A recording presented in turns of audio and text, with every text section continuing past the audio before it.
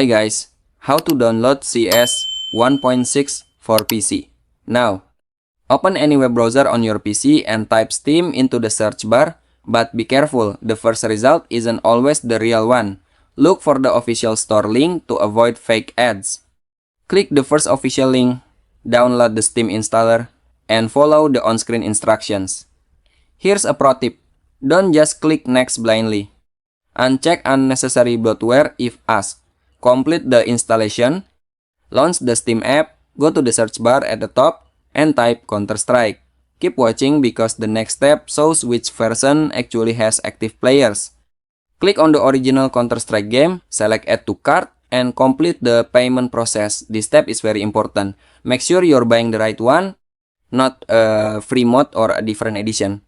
Once payment is complete, the game appears in your library. Simply click Install, then Play, and that's it. You're ready to play. Hit subscribe for more quick game install guides, and comment which game I should cover next.